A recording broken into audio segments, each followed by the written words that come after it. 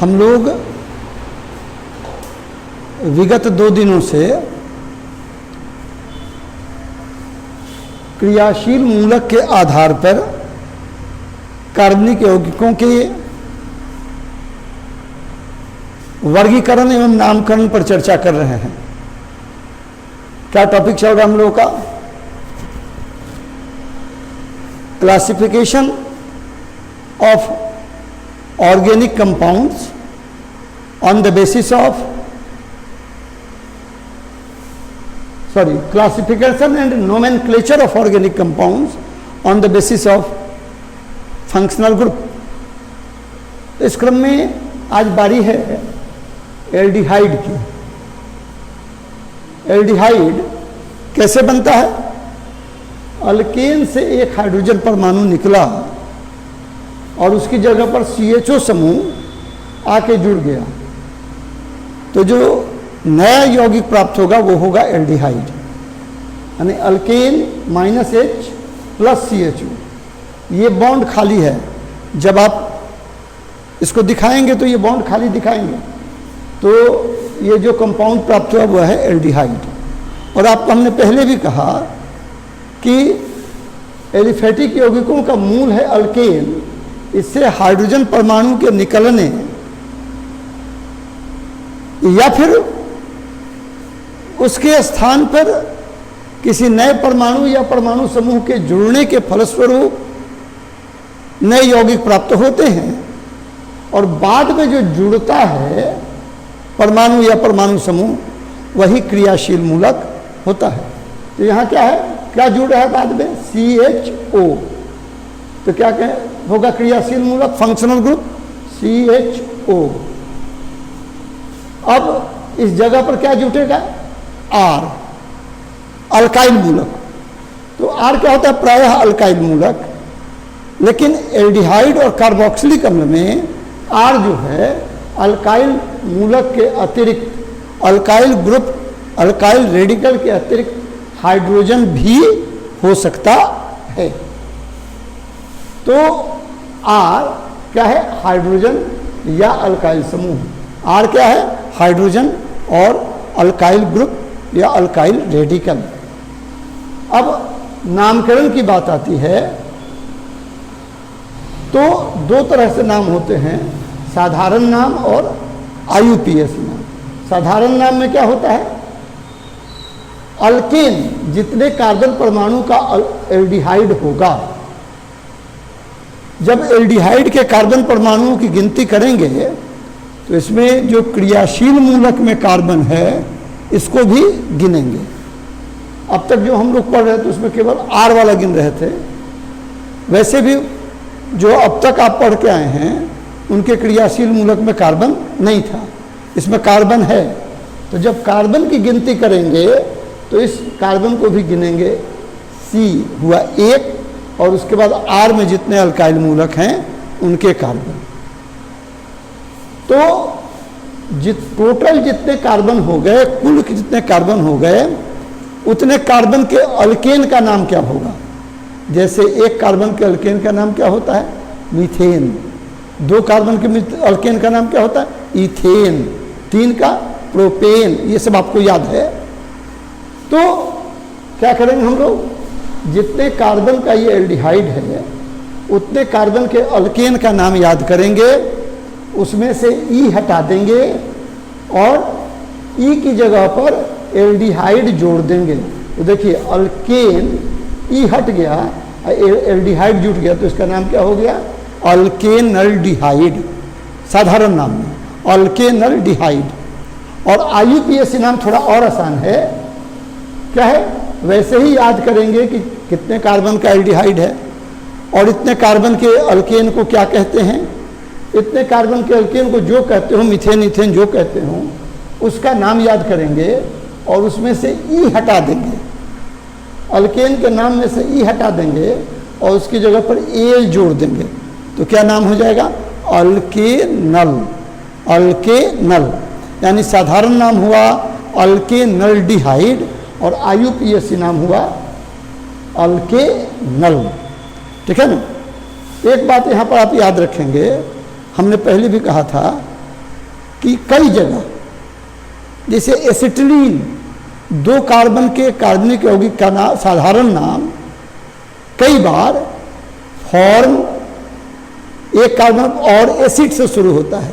एक कार्बन का कार्बनिक यौगिक है तो कई बार, खास तौर पर एल्डिहाइड और कार्बोक्सिलिक अम्ल में, एक कार्बन का एल्डिहाइड होगा या एक कार्बन का कार्बोक्सिलिक एसिड होगा तो उसका नाम कैसे शुरू होगा?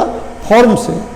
और 2 कार्बन के एल्डिहाइड या 2 कार्बन के कार्बोक्सिलिक अम्ल होंगे तो क्या होगा? उसका नाम शुरू होगा एसिड से, ठीक है ना। और एक कार्बन का होगा एल्डिहाइड या कार्बोक्सिलिक अम्ल तो उसका नाम शुरू होगा फॉर्म से, और उसके बाद फिर प्रोपब्यूट चलता रहता है। तो देखें, अभी बात हुई थी कि आर एल्डिहाइड में क्या हो सकता है? अल्काइल मूलक के अतिरिक्त हाइड्रोजन भी हो सकता है। तो CHO के साथ H जुड़ा तो बना HCHO, CHO के साथ CH3 यानी मिथाइल मूलक जुड़ा तो क्या हो गया? CH3CHO और C2H5। C2H5 को हम लोग ऐसे भी लिख सकते हैं CH3CH2, ये हो गया CH3CHO और ये हो गया C2H5CHO या CH3CH2CHO। ये कुछ उदाहरण हो गए। अब जरा सा गिनिए, इसमें कितने कार्बन? एक कार्बन का एल्डिहाइड है। एक कार्बन का एल्डिहाइड होगा तो क्या होगा? फॉर्म जोड़ एल्डिहाइड यानी फॉर्मल्डिहाइड। साधारण नाम की चर्चा कर रहे हैं। 2 कार्बन का होगा, ये इसमें है ना कितने? 1 2। तो 2 कार्बन के एल्डिहाइड का साधारण नाम कैसे शुरू होता है? एसिड से। तो एसिड, देखिए एसिड और उसके आगे क्या जुट गया? एल्डिहाइड। एसिड जो एल्डिहाइड हो गया एसिटल्डिहाइड। और यहाँ पर आते आते क्या हो गया? कितने कार्बन गिनिए? 1 और 2 3, 1 2 3। तो 3 कार्बन के अल्केन को क्या कहते हैं? प्रोपेन। इसका क्या नाम होगा? साधारण नाम प्रोपेन। ई हट गया, एल्डिहाइड जुट गया। देखिए प्रोपेन में से ई हट गया और एल्डिहाइड जुट गया तो क्या हो गया? प्रोपेनल्डिहाइड। और साधारण नाम में जितने कार्बन का एल्डिहाइड है उतने कार्बन के अल्केन का नाम याद करेंगे, ई हटा देंगे और उसकी जगह पर एल जोड़ देंगे। तो कितने कार्बन का एल्डिहाइड है? 1। एक कार्बन के अल्केन को क्या कहते हैं? मीथेन। देखिए मीथेन, एन ई हट गया, एल जुड़ गया तो क्या हो गया? मिथेनल। 2 कार्बन का क्या हो जाएगा? 1 और 1 2। तो क्या कहेंगे इसको? इथेनल। 2 कार्बन का है ना, 2 कार्बन के अल्केन को क्या कहते हैं? इथेन। देखिए इथेन, अंत में ई होता, ई हट गया, उसकी जगह पर एल जुड़ गया तो हो गया इथेनल। अब ऐसे ही ये हो गया 3 कार्बन वाला एल्डिहाइड प्रोपेनल। तो इस तरह से एल्डिहाइड का नामकरण होगा। आगे जब हम लोग थोड़े जटिल कार्बनिक यौगिकों का नामकरण करेंगे तो इसके पोजीशन पर भी, पोजीशन नंबर 1 2 3 पर चर्चा करेंगे। अभी साधारण से जो यौगिक हैं उनके अनुसार इसका नामकरण हम लोग कर रहे हैं, उसकी भी बारी आएगी। तो ये आपका एल्डिहाइड हुआ। अब इसके आगे हम लोग कीटोन पर चर्चा करेंगे। अब हम लोग चर्चा करेंगे कीटोन पर। कीटोन का क्रियाशील मूलक क्या होता है? CO। इसको कहीं कहीं आगे ऐसे भी लिखा हुआ मिलेगा। तो यह है CO, ठीक है ना। इसको कार्बोनिल समूह के नाम से भी जाना जाता है, कार्बोनिल ग्रुप CO को। इसका जनरल फॉर्मूला क्या होगा? ये देख रहे हैं कार्बोनिल समूह CO समूह के दोनों तरफ एक एक बॉन्ड खाली है। क्या है? दोनों तरफ एक एक बॉन्ड खाली है। इनके साथ अल्काइल मूलक आके जुड़ जाए तो जो नया यौगिक बनेगा वो होगा कीटोन। क्या होगा? कीटोन। देखिए CO के साथ कार्बोनिल समूह के साथ आके जुड़ गया, दोनों तरफ अल्काइल मूलक, R और R डैश। R और R डैश दोनों समान हो सकते हैं या असमान हो सकते हैं, यानी R is equal to R dash और R is not equal to R dash, दोनों स्थितियां हो सकती हैं। तो अब हम लोग नामकरण पर चर्चा करें। हेलो, तो अब हम लोग कीटोन के नामकरण पर चर्चा करेंगे। तो आपको पता है कि प्रत्येक कार्बनिक यौगिक के दो तरह के नाम हैं, साधारण नाम और IUPAC नाम। तो देखिए साधारण नाम पर हम लोग पहले चर्चा करें। जब R और R डैश समान है तब, यानी इस कार्बोनिल समूह CO समूह के साथ दोनों तरफ जुड़े अल्काइल मूलक समान हैं तब क्या होगा नाम? Die alkyl ketone. क्या नाम होगा उसका? Die alkyl ketone. मान लीजिए ये दोनों मिथाइल है तो डाई मिथाइल कीटोन। वैसे डाई मिथाइल कीटोन का एसीटोन नाम अधिक प्रचलित है। अब लेकिन दोनों अल्काइल मूलक समान नहीं हो तब, जैसे एक मिथाइल हो और एक इथाइल हो, ऐसी स्थिति ईथर में आपके सामने आई थी। क्या करते थे? ईथर में दोनों अल्काइल मूलकों का नाम बारी बारी से लिखने के बाद ईथर जोड़ देते थे। ईथर जोड़ देते थे। यहाँ क्या करेंगे? दोनों अल्काइल मूलकों का नाम बारी बारी से लिखने के बाद कीटोन जोड़ देंगे। अब प्रश्न उठता है कि जब दोनों अल्काइल मूलक समान नहीं हैं तो किस अल्काइल मूलक का नाम पहले लिखा जाए और किसका नाम बाद में लिखा जाए? तो फिर वही बात है, जिस अल्काइल मूलक के नाम का पहला अक्षर अंग्रेजी वर्णमाला में, इंग्लिश अल्फ़ाबेट में पहले आता है, जैसे मिथाइल और इथाइल। मिथाइल शुरू होता है M से और इथाइल शुरू होता है E से। तो ABCDEF कीजिएगा तो E पहले आता है और M बाद में आता है। तो क्या होगा? इथाइल का नाम हम लोग पहले लिखेंगे और मिथाइल का नाम बाद में लिखेंगे।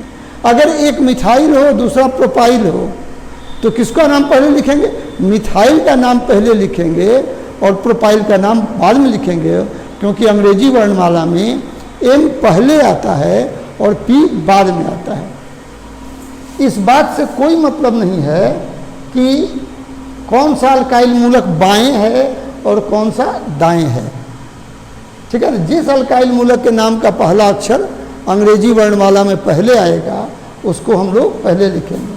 जैसे देखिए CH3 CO CH3, तो यहाँ जो दिया हुआ है कि दोनों समान, तो क्या होगा? Die alkyl ketone. तो इसका एक नाम होगा डाई मिथाइल कीटोन, लेकिन इसका एसीटोन नाम अधिक प्रचलित है, तो वही हमने यहाँ पर लिखा एसीटोन। ठीक है ना? साधारण नाम हो गया इसका एसीटोन। अब देखिए CH3 CO C2H5 अलग अलग हैं, दोनों अल्काइल मूलकों का नाम हम लोगों को बारी बारी से लिखना है। तो क्या करेंगे? हम लोग? देखिए CH3 मिथाइल है और C2H5 क्या है? इथाइल है। तो क्या होगा? इथाइल का नाम पहले लिखेंगे और मिथाइल का नाम बाद में लिखेंगे। तो क्या नाम हो जाएगा बुआ इसका? CH3 CO C2H5 का ethyl methyl ketone. Ethyl methyl ketone. इस तरह से नाम आपका साधारण नाम हो गया। अब IUPAC नाम पर चर्चा करें तो ये नाम साधारण नाम की तुलना में ज़्यादा आसान है। क्या करेंगे? गिनेंगे कि दिए गए एल्डिहाइड में कुल कितने कार्बन हैं। जैसे इसमें गिनिए कितने हैं? 1 2 3। ठीक है ना? 1 2 3। वैसे कार्बन को गिनने का तरीका कैसे होगा इस पर हम लोग अलग से चर्चा करेंगे। यहाँ हम लोग केवल टोटल जैसे मन कर गिन लीजिए कितने हैं? 1 2 3। ठीक है ना? 3। इसमें कितने हैं? 2 1 3 1 4। तो क्या करेंगे, जितने कार्बन का कीटोन होगा उतने कार्बन के अल्केन का नाम याद करेंगे, उतने कार्बन के अल्केन का नाम याद करेंगे और उसमें से ई हटा देंगे और ONe जोड़ देंगे। तो कितने कार्बन का ये है, 1 2 3, 2 कार्बन के अल्केन का नाम क्या होता है, प्रोपेन। देखिए ई हट गया और उसकी जगह पर ONe जुट गया तो हो गया प्रोपेनोन। क्या हो गया ये, प्रोपेनोन। इसमें कितने हैं देखिए, 1 2 और 2 4 कार्बन के अल्केन को क्या कहते हैं, ब्यूटेन। तो इसका नाम क्या होगा, ब्यूटेनोन। यानी ब्यूटेन का ई हट गया और उसकी जगह पर ONe जुड़ गया तो उसका नाम होगा ब्यूटेनोन, ब्यूटेनोन। अब उसमें आगे चल के जब नंबरिंग होगी तो वहाँ पर हम 1 2 करके गिनेंगे। अभी यह मत सोचिएगा कोई कहे कि जा इसमें तो नंबर बताएंगे, लेकिन पहले क ख ग घ हो जाए तब छत्रज्ञ की बात करेंगे। तो ये आपका हुआ कीटोन। अगले दिन हम लोग चर्चा करेंगे कार्बोक्सिलिक अम्ल।